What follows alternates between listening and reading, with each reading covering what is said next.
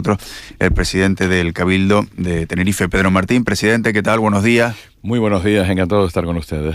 Bueno, pues este es el mensaje más importante, ¿no? Que tenemos una tierra maravillosa, presidente, y hay que disfrutarla y hay que apostar por ella antes de irnos, como hacen algunos, pues yo qué sé, al Caribe, ¿no? Perdiendo ahí un montón de horas en un avión, cuando tenemos aquí el paraíso, ¿no? Sin duda. Y además en ese proceso de dar a conocer lo bueno y mucho que tiene Tenerife, pues lo que hacemos fundamentalmente es recuperar espacios. Estamos haciendo una inversión potentísima en recuperar zonas de litoral. El otro día estaba, hace apenas 3 días, en Candelaria, con una zona donde estaba antes Chovito, que se ha regenerado con paseos y se ha mejorado. En este momento tenemos 43 actuaciones de obras en el litoral para recuperar ese espacio público para todos. Y como otros muchos, especialmente en las zonas del interior, que eran espacios que apenas se usaban, apenas transitados, y ahora un verdadero boom del senderismo. Pues estamos trabajando por ordenar ese tipo de visitas. El caso de Masca, por ejemplo, es el más paradigmático. En lugar de que cada uno vaya por Masca como quiera y baje el barranco como crea, pues ahora son visitas guiadas que hacen que se preserve el entorno, pero que además se pueda dar una información que antes el que visitaba aquel entorno no conocía. Bueno, ¿cuándo tendremos ya listo lo de Masca? Pues prácticamente ya está. Masca, se ha acabado la rehabilitación completa del barranco, el centro de visitantes terminado, y ahora lo que nos quedaba era inaugurar el embarcadero. Está prácticamente terminado, pero hoy vamos a inaugurarlo. Nos han robado la pasarela que colocamos para llegar al embarcadero, y tendremos que reponerla en cuanto podamos, pero prácticamente ya está para el uso. Está terminado prácticamente completamente para ya digo, salvo el problema de la pasarela, que esperamos volver a hacer un encargo y solucionar, pero eso ya permitirá que las personas que lleguen hasta abajo al barranco de Masca puedan salir por mar. Y esa viene con una idea en la que ya estamos trabajando para hacer un embarcadero en Punta de Teno, para que no sea necesario coger carretera para llegar a Punta de Teno, sino con un embarcadero, lógicamente, para embarcaciones pequeñas y para pescadores, se pueda llegar desde el sur hacia esa parte de la isla, que es muy poco conocida, y que creo que es una alternativa interesante para poder llegar hasta allí. Y con ese proyecto estamos ahora trabajando, ahora que hemos terminado el embarcadero de Masca. Claro, sí, el plan de Masca yo creo que es ese, ¿no? Bajar el barranco caminando y después salir en un barco hasta los Gigantes, disfrutar de una bonita puesta de sol, del avistamiento de cetáceos. Ese es el plan completo, sí. Sin duda, o salir de ahí e ir a Punta de Teno, ir a Buenavista y a toda la Isla Baja para conocer también esa zona que ha ido ganando interés en los últimos años y queremos seguir potenciando. Claro. Bueno, presidente, hoy vamos a estar pendientes de sus explicaciones, igual que lo hacía ayer Ángel Víctor Torres sobre el caso Mediador. No sé si nos puede adelantar algo. Bueno, puedo decir que todo lo que tiene que ver con el ex director de deportes, toda la información que tiene que ver con contratos, que tiene que ver con subvenciones, por si hubiera algún tipo de duda, toda esa información se ha trasladado a la oposición, a todos los grupos de la oposición. Todo lo que tiene que ver con IDECO está en el portal de IDECO, se puede entrar directamente en internet y se puede conocer. Por lo tanto, estamos haciendo una política de absoluta transparencia. Por la parte que nos toca, en lo que hemos investigado, no hay ningún amaño, ningún contrato que haya favorecido a algún particular, ninguna subvención que no tenga una justificación adecuada. Por lo tanto, lo que tengo es la tranquilidad de que las cosas en el Cabildo se hacen bien. Vinimos a poner orden en las empresas del Cabildo y desde luego en el ámbito del deporte no hay ningún asunto que hoy esté investigado y no hay ningún asunto que no hayamos puesto a disposición para que se pueda conocer por quien quiera, para demostrar que somos transparentes y que además las cosas se han hecho bien. O sea que de la trama no podemos decir que haya salido, como dijo ayer Ángel Víctor Torres, ni un euro del Cabildo, ¿no? Ni un euro del Cabildo. Al menos hemos revisado todo. No solo hemos revisado los expedientes que tenían que ver con deportes o con el ex director, que es al que se ha vinculado por tener una relación con el señor Navarro, sino que además incluso se ha hablado el jefe de servicios con el personal del área de deportes por si hubiera habido alguna insinuación o si hubiera pedido algo a algún trabajador para que favoreciera. No hay nada, no hemos encontrado nada. En cualquier caso, estamos a la espera y si encontrásemos algo, desde luego yo sería el primero, lo he dicho en más de una ocasión, en ir a Fiscalía a denunciar. ¿Qué hizo mal el director general de Deportes? Pues no lo sé yo, probablemente tendría que haber elegido mejor sus compañías. Pero dentro del Cabildo, en la gestión que tiene que ver con los dineros del Cabildo, nosotros no hemos encontrado ningún elemento que nos haga pensar que se haya hecho alguna mala gestión de los recursos públicos. ¿Usted tuvo trato con el mediador?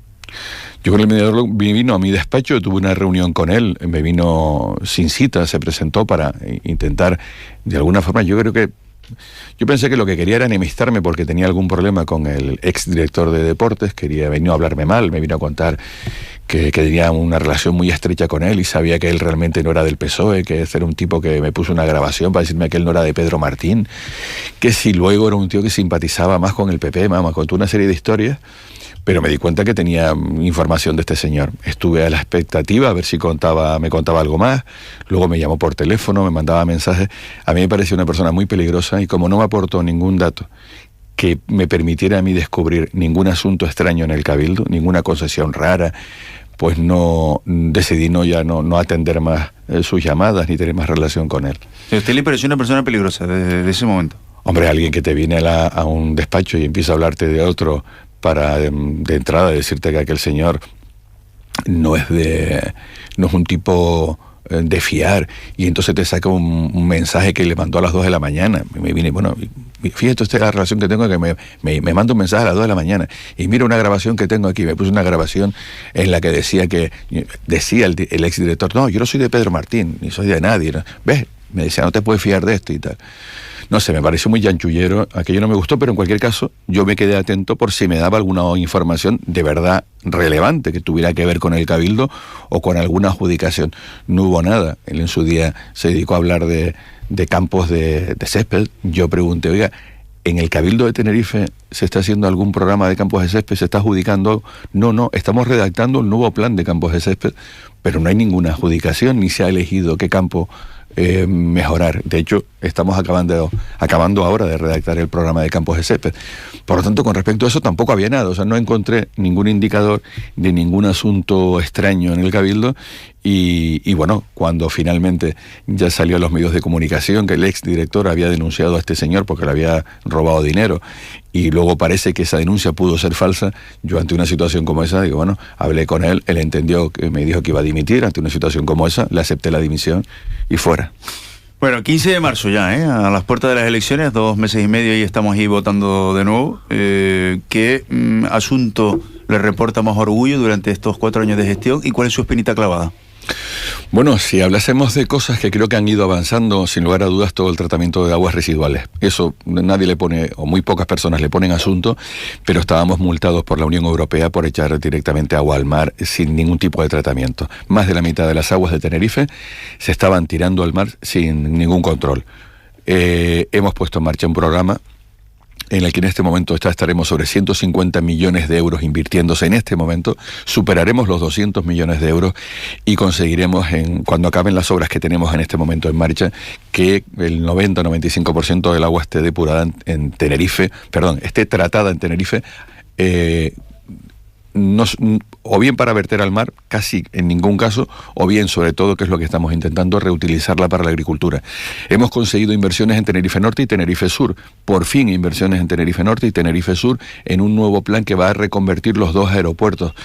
Hemos puesto en marcha, por fin, algo muy complicado, que no había proyectos para carreteras. Nos sentamos con el gobierno de Canarias y hoy lo que entiendo que será la solución para la TF5, que es la conexión entre Guamasa y la parte baja de la laguna, está terminado el proyecto. Por fin tenemos la evaluación ambiental y probablemente en junio se sacará a concurso la licitación de las obras. No solo esta, sino de otras muchas. No me voy a alargar más, pero hay más obras.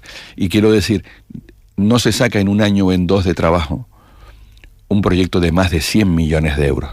Cualquier proyecto de más de 100 millones de euros tarda años en tenerlo redactado y en tenerlo aprobado. Ahora estamos en disposición y tenemos el dinero para sacar esos proyectos y serán una realidad. Algunos empezaron, como es el caso del cierre del anillo insular, y otros en este momento están ya tramitándose para salir este mismo año a concurso. En fin, podría hablar de más cosas. No quiero olvidarme, y termino, del gran avance en el ámbito de los servicios sociales. Estamos ampliando el número de plazas sociosanitarias, de residencias de mayores, y estamos además creando nuevos modelos de atención a los mayores que antes no existían. Esto es un asunto importante. Ayer, sin ir más lejos, hablábamos del colapso de las urgencias del Hospital Insular en la isla de Gran Canaria, pero también en los días anteriores habíamos hablado del colapso de las urgencias en el Hospital Universitario en la isla de Tenerife, y uno de los motivos es la cantidad de personas que están dadas de alta allí, que son crónicos, que no deben estar ocupando una plaza de agudos, que cuesta muchísimo más dinero por falta de plazas sociosanitarias, ¿no? Sin duda. Nosotros estamos intentando un plan que de una parte quiere cubrir las plazas sociosanitarias. De hecho, yo visitaba hace un par de semanas la inauguración de una ampliación de un sociosanitario en Santa Úrsula. Voy a visitar muy pronto, voy a inaugurar, porque se va a ampliar, también en La Victoria. Prácticamente en toda la isla tenemos adjudicadas obras que se iniciarán este año para ampliar plazas sociosanitarias. Pero junto con esto, lo que intentamos es que el modelo no sea, ya eres mayor, pues te vas a una residencia. No, buscar alternativas. Hemos multiplicado la teleasistencia para que cualquier persona esté permanentemente en contacto con alguien para cualquier duda, cualquier pregunta, que vaya a casa o que lo lleve a un centro de salud si es necesario, pero que no deje de salir de su hogar. Hemos puesto en marcha el nuevo servicio de ayuda a domicilio especializada. No es alguien que va a casa a limpiarte, no, ya estamos montando un sistema que para que vaya un fisioterapeuta a tu casa, vaya un podólogo, servicios especializados que hagan que ganes en calidad de vida y no sea necesario que te vayas de casa. Hemos creado centros, por ejemplo en Orotava, en el que en lugar de poner una persona mayor que es autónoma en una habitación con una persona encamada, que prácticamente es como si le dijéramos que ya está acabado, hemos creado centros, es decir, lo hemos puesto en marcha, en donde personas autónomas están en una residencia, pero es una residencia abierta, en la que la persona entra y sale cuando quiere, se relaciona con el resto de la comunidad, participa en la actividad del barrio. Es ese tránsito en el que ya que has tenido que salir de tu casa, no te metemos en una habitación con una cama para que te quedes allí acostado, sino que intentamos buscar alternativas para que la residencia sea la última opción. En ese trabajo estamos y termino. Hemos ampliado el número de camas de personas mayores y también de personas con discapacidad, que a menudo nos olvidamos. Y ahí estamos haciendo un trabajo importante porque ese es un ámbito en el que también era necesario tener plazas suficientes. Bueno, una última cuestión porque me ha llamado la atención. ¿En qué consiste este proyecto de placas fotovoltaicas flotantes en estanque? Bueno, pues ahora estamos en varios proyectos de energías renovables, algunos muy grandes, en el que estamos en este momento comprando terrenos, porque queremos conseguir montar una planta de 200 megavatios, pero que esté a disposición de los pequeños empresarios, no de grandes multinacionales, pequeños empresarios, ayuntamientos, y junto con proyectos con el que ya digo, estamos comprando ya suelo para hacer una gran planta, estamos intentando introducir las energías fotovoltaicas allí donde podemos, y es colocar placas fotovoltaicas flotando sobre el agua de las balsas. Tenemos la primera experiencia en una balsa en La Matanza para ver qué tal funciona, porque los costes energéticos nos están comiendo. Piensen que nosotros todos los sobrecostes que tenemos de energía, del agua que suministramos a los agricultores a través de Valten, la está pagando el Cabildo el sobrecoste, porque si no, ya hubieran tenido que echar el cierre muchas fincas. Pero claro, eso nos tiene a nosotros también con unos costes muy elevados. Por eso estamos intentando introducir también en las balsas sistemas fotovoltaicos. Por cierto, ahora que hablamos de la fotovoltaica y de las energías renovables, ¿ya está decidido el sitio del salto del agua? Prácticamente está decidido. No puede ser otro que no sea Güímar. Yo creo que eso es un asunto que se está avanzando mucho y que quizás podamos ya dar novedades muy pronto. He tenido conversaciones con el consejero del área de sostenibilidad, con Balbuena, y creo que está todo muy avanzado. Hay conversaciones con el Ministerio y yo creo que esa es la alternativa. O sea que habrá salto de agua también en la isla de Tenerife. Yo estoy convencido de que y será en Güímar. Y será en Güímar, con toda probabilidad, porque tenemos que aprovechar los enormes agujeros que se hicieron allí, que costarían ahora un dineral. Si eso se fuera a excavar para hacer un salto, sería un dineral, sería inabordable. Pero ya que están hechos, lo que hay que aprovechar es esa oportunidad. Y sin lugar a dudas, tanto por el desnivel que hay, tanto por el hecho de que sirve para regenerar un espacio que está degradado, como porque se puede conectar, porque eso es muy importante, que podamos verter la energía que se obtiene ahí al sistema, y ahí se puede verter sin mayores complicaciones, porque hay subestaciones capaces de recoger la energía que se cree con ese salto hidroeléctrico. Por lo tanto, reúne todos los requisitos, y lo único que ha frenado este desarrollo ha sido que estaba judicializado. Hasta que el juez no lo autorice, no se podía hacer esa obra. El resto de compañeros les saluda y le pregunta también. Comienzo con Jaime Pérez Llombet. Sí, ¿qué tal? Buenos días, presidente. Nos ha hecho un listado de avances en distintas materias, en distintos ámbitos, y mucha gente sabe perfectamente que el tema de la movilidad, de las carreteras, etcétera, es un fijo en todas las quinielas.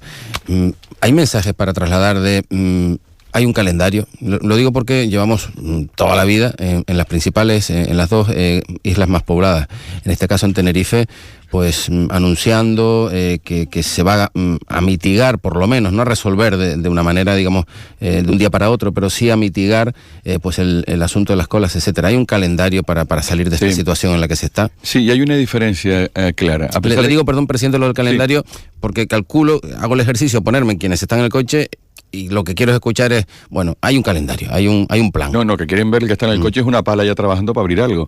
La cuestión es, hay una diferencia entre el hoy y lo que encontramos hace 4 años. Porque la impresión es, no, estamos igual que hace 4 años. No estamos igual.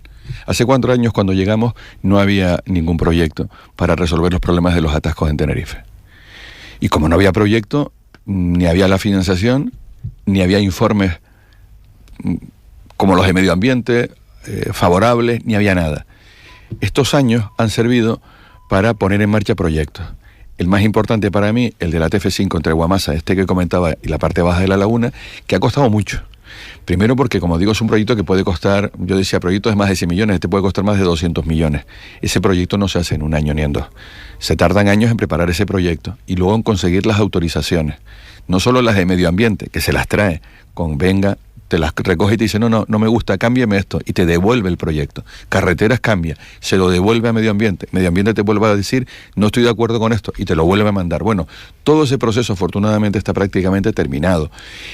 Las negociaciones con AENA, las negociaciones con el Ejército, porque hay que pasar por esa zona, está resuelto. ¿Eso qué significa? Que, como decía, en junio se pueda estar sacando a concurso la obra, como se puede sacar este mismo año la obra de ICO San Juan de la Rambla. ¿Por qué esas dos obras? Porque si se pone en marcha ICO San Juan de la Rambla y se pone en marcha el cierre del anillo insular, que va muy avanzado, eso permitirá que 20.000 vehículos que ahora vienen por la TF5 se vayan en dirección sur por el tanque. Es decir, ya no cojan el tramo del norte de la carretera de la TF5. Cuando se ponga en marcha el tramo de Guamasa, también habrá otro desahogo importante de tráfico, porque ya por la zona de la laguna pasarán muchos menos vehículos. A esto habría que añadir obras que estamos ejecutando en este momento, como es la rotonda del Padre Anchieta, a pesar de los retrasos, pero se está ejecutando, o la carretera que viene de La Esperanza, que se pondrá en funcionamiento en cuestión de semanas. Todo esto son obras que estamos haciendo, o bien obras que se van a adjudicar este año. ¿Que se ha tardado mucho? Sí, sin duda. Pero oiga, aprobar un proyecto en estas islas, en Canarias, es muy complicado y tiene de muchísimos requerimientos, pero afortunadamente las obras que van a desatascar la TF5, fundamentalmente para mí, ICO San Juan de la Rambla, como Guamasa, Lora y Tamayo, esas tienen ya todos los parabienes y se sacan a licitación este año. Y en el caso de la TF1, ya está adjudicado. En el mes de enero de este año se adjudicó la redacción de proyecto y la ejecución de obra del tramo entre Fañabé y Los Cristianos, que es donde se están montando los pollos todos los días a partir de la 1 a las 2 de la tarde, y se montan unas colas enormes. Se ha adjudicado en el mismo paquete, que el que haga el proyecto, se lleve el proyecto, se llevará la obra. Se adjudicó, si no recuerdo mal, el precio de salida eran 170 millones de euros. Por lo tanto, hay calendario para hacer obras. Y este año 23 será decisivo porque será el año de las adjudicaciones y otra de inicio de nuevas obras de carretera. Chicha. Presidente, una pregunta y un lamento, claro, porque qué lástima, ¿no?, que hayan robado la pasarela de lo de Masca. Tiene que ser alguien que en fin, que sabía que esa pasarela estaba allí y no es tan fácil robar la pasarela. Me imagino que ustedes habrán tenido un poquito de asombro. Sin duda, pero bueno, imagino que habrá ido alguien con alguna lancha y una radial. Es la única manera. Una lancha, una radial, venga y de la Y nadie vio nada. Porque aquello está en una cala, en fin, por allí no hay si vas a última hora de la tarde o a primera hora de la mañana, por allí no hay nadie. ¿Qué vamos a hacer? Pero mi vecino no fue porque todos los días escucho su radial, o sea, no le ha dado tiempo. En fin, es una pena, pero bueno, lo importante es que la obra está concluida. No ha sido fácil. Cualquier obra en esta isla es muy complicada. Piensa, ya que por ejemplo, no podíamos hacer esa obra en la época de anidamiento de aves. Es decir, hubo meses en el que, como estaban anidando aves en el acantilado que está en la playa de Masca, la obra estaba parada. Teníamos que aprovechar esos otros meses y luego aprovechar que no hubiese mala mar. Pero, en fin, se ha terminado por fin y yo creo que ha quedado muy bien. Bien, pues le doy un giro total a la otra pregunta, que Mayer me lo permite, porque a mí Mayer me permite preguntar, sabe que me gusta. Presidente, quiero que me conteste con sinceridad. Hay personas que barajamos 3 posibilidades con respecto al caso Mediador. Una, que efectivamente se descubriera por el seguimiento que se le hizo a su ex ya director insular de deportes en el Cabildo, que fue bastante torpe, todo hay que decirlo, en su manera de actuar y demás. 2, que alguien tuviera guardado esto en una gaveta como le pasó a Cifuentes, la expresidenta de la Comunidad de Madrid, y se sacara ahora por conveniencia de alguien. Y 3, que alguien lo supiera, lo tenía guardado sin comunicarlo a mucha gente, etcétera, etcétera, y lo sacara ahora porque interesaba con vistas al 28 de mayo. ¿Usted de las 3 posibilidades, o si tiene una cuarta es libre de decirlo, bueno, qué piensa? Lo que pienso es que, bueno, se ha sabido que había una trama y eso es bueno. Y da igual el momento. Lo importante es que se sepa y que se puedan tener medidas para que si hay golfos vayan a la cárcel. Y luego, como en todo, yo creo que también hay un interés de mover este asunto para, si es posible, hacer daño al Cabildo de Tenerife, a este presidente y a Ángel Víctor Torres. Y se va dosificando la información. Es que, bueno, un día que si dijo no sé quién, o sea, se le está dando, por ejemplo, veracidad permanente a un señor que se le trata al señor Navarro como si fuera un testigo de algo cuando no es un testigo. Es parte de la trama y, sin embargo, se le da pábulo permanentemente y basta que él diga que él dice que dijo que el otro día me hizo gracia porque se sacó una noticia en un medio de comunicación diciendo que él decía que un día me llamó y yo le dije, ¿qué pasa, Navarro? Eso dice él que yo le dije. Y que luego alguien fue al dentista. Es lo único que he podido sacar de esa noticia. Pero ha sido noticia. ¿Por qué? Porque se trataba de sacar una fotografía del presidente del Cabildo de Tenerife. Yo creo que lo importante es poner pruebas sobre la mesa. En el caso del Cabildo hemos investigado y seguimos investigando y no hemos encontrado nada. Y no lo encontrarán tampoco en el Ayuntamiento de Guadix porque nosotros no nos prestamos a esas golfadas. Ahora, es inevitable que estos personajes que se recorren, los ayuntamientos, que contactan, el otro día me decía, con unos y con otros me decían en Weimar, no, aquí vino este señor y claro que lo atendimos porque decía que había empresas dispuestas a patrocinar los equipajes de las chicas del equipo de fútbol o del equipo de los discapacitados, un equipo de discapacitados que hay en el municipio, pues podían ayudar con unos equipajes, simplemente con poner la publicidad, y por ahí entraban, y es normal, y luego se te meten en una reunión o se te van a una presentación y te ponen el brazo por encima de cualquiera. El otro día yo lo vi con el brazo por encima de un concejal de un partido político que no es el mío, pero no se me ocurre pensar que porque ese señor le haya puesto el brazo por arriba es amigo de él. Es que ese es un modus operandi, ¿no? Y los políticos estamos muy expuestos. Nosotros no somos aquellos que le dicen, oye, no se acerque a mí, pida cita y no, yo no me arrimo a usted. Esta gente sabe cómo moverse. Pero afortunadamente uno ya, que lleva tiempo en esto, ya le ve el pelaje cuando alguien se te acerca y aparentemente viene con buenas intenciones y luego te vas dando cuenta que lo que está buscando es otra cosa, como para apartarlo y no tener negocios con ellos. Pepe. Sí, buenos días, don Pedro.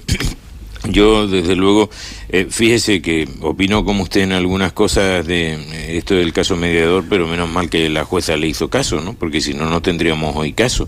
Evidentemente, parecía que en las últimas horas estábamos casi diciendo que era delito reunirse con este señor, ¿no? O hablarle. Y le entiendo perfectamente, don Pedro, porque si no lo hace es un prepotente y si lo hace es un corrupto. Luego no hay un término medio para este tipo de de cosas, pero gracias a Dios que la jueza le hizo caso el primer día por ese asunto con el director insular de deporte, y tenemos este caso y podemos averiguar algunas cosas, y estamos viendo, oiga, pues que a lo mejor no se hizo bien en los cuarteles de la Guardia Civil con la contratación de un producto. Pero bueno, yo le quería preguntar por otras cosas, don Pedro. Por ejemplo, usted es presidente del Cabildo Insular. ¿Qué ha pasado en esta legislatura? Porque de acuerdo, don Pedro, que usted nos está diciendo que hacer un proyecto se tarda un tiempo, pero hombre, toda una legislatura, es que en Tenerife la gente ha avanzado poco en la cola que hace por la mañana para poder llegar a su destino, que yo entiendo que se lleva un montón de trámites y que hay un montón de tiempo en el que todo esto... Pero, oiga, es una legislatura entera que se encontraron sin proyecto, de acuerdo, pero han tardado 4 años en darse cuenta que sí, 4 años. No era así. En algún momento tendremos que decir si la administración que queremos es esta, porque como queremos transparencia, queremos controles, todo esto es burocracia. Piensa que un proyecto, no sé, de un centro cultural te puede tardar un arquitecto, un estudio en dártelo 9 meses, 1 año.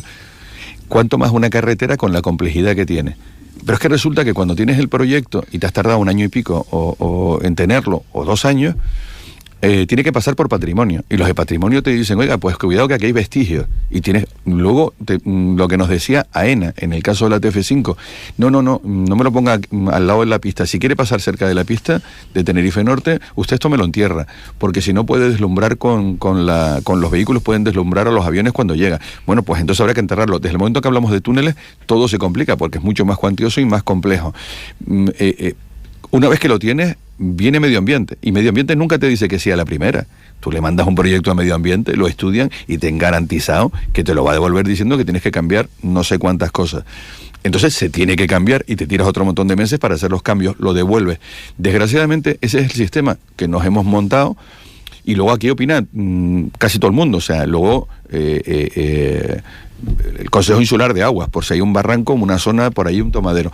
Pero en fin, estamos donde estamos, que es con un proyecto terminado, con un proyecto con los informes de medio ambiente, que se están haciendo las últimas rectificaciones, pero ya por fin ya se ha dado el visto bueno, y ya por fin vemos la luz al final del túnel, que se ha tardado sin duda, Pepe, pero que hubiera sido mejor haberlo sacado antes, de acuerdo, pero ahora tenemos proyecto, tenemos los informes y tenemos el dinero, y lo que ocurre es que llega muy tarde y que se tarda mucho, porque esto que estamos haciendo ahora tenía que haberse hecho hace 20 años.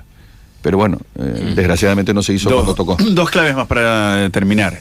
Dice Antonio Morales, el presidente del Cabildo de Gran Canaria, que la atención que se está dando a la seguridad social es un atentado contra la ciudadanía. ¿Lo ve usted así también? Bueno, yo no voy a ser tan categórico como el presidente. Sí creo que es francamente mejorable. Y los ciudadanos lo saben, y yo creo que aquí hay que trabajarlo. Uno no puede decir, oye, está funcionando de miedo. No, está funcionando, yo creo que mal, se puede mejorar, y ese es un servicio esencial. Y creo que hay que hacer una reflexión, porque no solo ocurre en Gran Canaria, también en Tenerife, y el servicio no es bueno. ¿Y quién tiene la responsabilidad de esto? Porque es que vemos, por lo menos aquí en estos micrófonos lo denunciamos semanalmente, y escuchamos a gente que se levanta a las 5:30 de la mañana, o que se levanta incluso a las 5 antes para estar ahí a las 5:30, se llevan la silla desde casa. Estamos hablando sobre todo de las oficinas de Pérez del Toro en Las Palmas de Gran Canaria, pero por ejemplo la gente de Tenerife que pide cita la dan para La Gomera, o para El Hierro, o para La Palma. ¿Quién tiene la responsabilidad de esto, que vemos que no hay ninguna reacción política para solucionarlo, presidente? Bueno, probablemente tendríamos que, primer paso, hablar con la delegación del gobierno en Canarias y pedirle al gobierno que se tome medidas en este asunto. Por lo menos porque dejar que la gente pase y que no esté allí de pie, por lo menos eso, ¿no? Desde luego, y yo creo que además que pudieran atender no solo con cita, sino que pueda haber turnos para unos tiempos en los que se pueda atender a alguien que pueda llegar sin cita, pero que tenga una urgencia. Se me ha comentado que cuando hay algún asunto de urgencia en el que se tiene que cumplir algunos plazos, si se explica que eso es así, pues se adelanta la cita. Pero yo no tengo mucha confianza en esa información.